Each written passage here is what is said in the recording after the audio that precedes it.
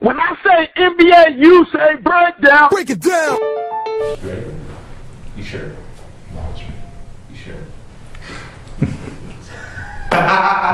You never liked that, did you? I've got a thing with personal space. I do. I really do. I don't like people. Really? Yeah, I do. I really Do you know when people touch you? I'm okay with touching because I can touch back. Really? Wow. So you break the wall. All right. Come on, let's All right. Come on, we have work to do. How's it going, everybody? Dave Mendonca, Audley Stevenson. Welcome to a holiday edition of the NBA Breakdown online video on whotheman.com on the NBA Breakdown. Ho, ho, ho, ho, ho, ho. That's right. All right, let's get right to it. First off, the Raps. I was checking out the standings today, and if the Raps, if things happen, like if the playoffs started today, the Raps would be in the playoffs. That's right, they would. They'd be the 7th seed. Believe it or not, they would be in the playoffs. 7th seed, and they would face the Magic.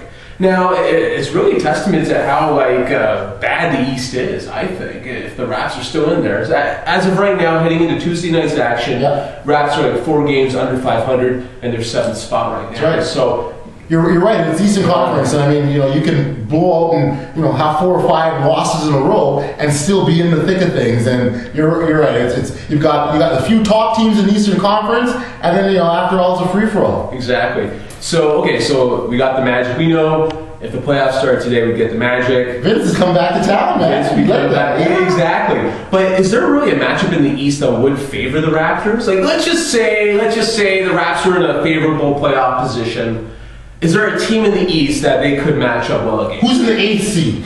Who's in the 8th seed? Right now it's Detroit. Okay, we got Detroit. You think so? Yeah, 7th and 8th, we got Detroit. We got them. We got them in 6. I got Detroit. We got Detroit in 6. Oh man, I'd say the Wizards. I think the Wizards. We match up pretty well against those guys. Sure, they got 8 wins, no problem. The 8 wins, we got them. We got them. Exactly. So okay. So next topic. Recently, the Kings went into Chicago. The Sacramento Kings. They were down 35 points against the Bulls. And the Kings came all the way back to win it. It was like the largest comeback win since Tyreek Evans is his name. Rookie Tyreek Evans guard. Awesome game. Great performance. And you know what? Vinnie has got to be freaking out here. Yeah. It's not looking good. But he's been on the chopping block for a little bit now. And how do you blow a 35-point lead? Where's the defense? Like, where is the mental concentration? It just evaporated. They were up 35 points in the 3rd quarter. Then it just disappeared. I thought they had the game in the bag. Yeah. Apparently, Chuck Swirsky, the announcer, said that if they lost the game, that he was going to walk to New York. That's a mighty cold trek, Chuck. Yeah. Apparently, he just bought the fare instead and donated the fare money in that. But ouch, that's a cold walk. My goodness. And what do you say? Okay, you're Vinnie Del Negro. Your job security's on the line. And what do you say to that team in the 4th quarter when the lead's evaporated? You know what? For a young team, there isn't anything. You couldn't do any worse than that. I mean, the reality is they got a lot of young guys in that squad. Sure, there's a couple vet players. The John Salmons is out there. The Brad Miller's there. But the reality is, this still is a young squad. And yes, you're gonna get the highs and the lows. But this is incredible. It's the really Kings. But it's the Kings. We're not talking the Lakers here. Quite frankly, it could have been anybody. It could have been anybody in the Eastern Conference or the Western Conference or in your little league, team league, whatever. It doesn't matter. Yeah. The fact of the matter is, a squad came in there and cut into their lead and came back and won the game. That's what happened. I couldn't believe it myself. And a young squad didn't have the inner fortitude, if you will, to come. You like that, eh? The inner fortitude, not just fortitude, the inner fortitude to come back. The grapefruits. Had the grapefruits. Okay. The peaches. The grapes. Fuzzy peach. The grapes. The grapes. The fuzzy peaches. Okay, enough of that. Okay. Next little note. Shaq, read a story about him recently saying that, you know what, I don't need the touches. I don't need to be the main guy in an offense anymore, because if you look at his stats this season, they're all down across the board. Sure. But he's comfortable playing like a secondary, third kind of role.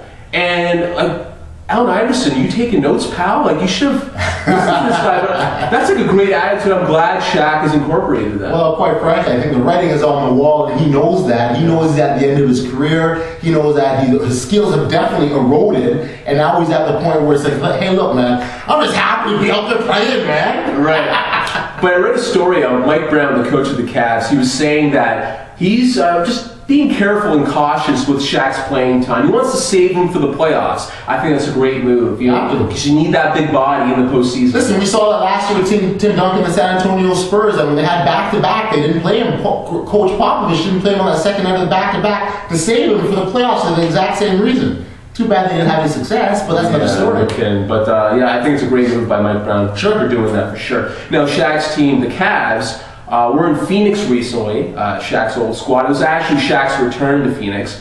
And the Cavs snapped the Suns' 19-game home winning streak. Wow. Now, Shaq only got 3 points in the win, but LeBron got 29. And so that's 32. Exactly. Yeah, 32, yeah. Exactly. So the Cavs, are they rounding into form? Are they finally becoming that juggernaut team that they're supposed to be? But the Cavs are going to figure it out sooner or later, regardless of what's happening now. The bottom line is this: they will be there at the end of the season. They'll make it to the playoffs, and regardless of what you think of them, they're a squad I don't want to see in the playoffs.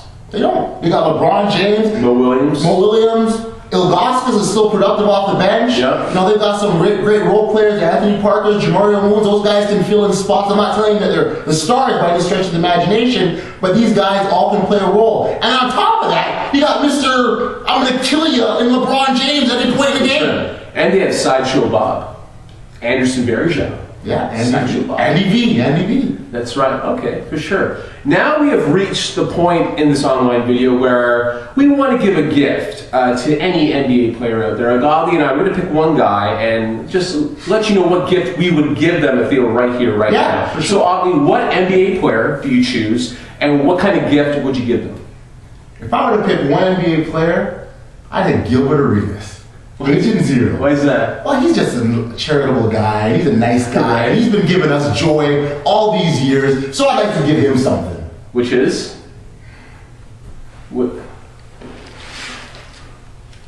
I don't like where this is headed. No, I'm just saying. I really don't like. All I'm saying, if Gilbert Arenas was here right now, I really don't like. I say, Agent Zero, you're my man. I don't like where this. And because you're my man, I got something for you. I really don't like that. Agent Zero, what's up, man? Okay, see. So who would you, Well, now it's my turn. Okay, and I would select Allen Iverson. Oh, yeah. Okay. I'd give him two gifts, actually. Okay. First one is a pacifier, because the guy's a baby. Okay?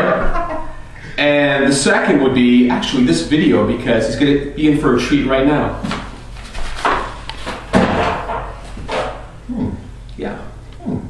So that concludes another edition of the NBA Breakdown online video. Please check out whotheman.com. We thank them as always for allowing us to host this on their site. And also check out the NBABreakdown.com for all your NBA needs. So happy holidays. Happy holidays, man. Take good care. We love you guys. See you next time. Peace. Break it down.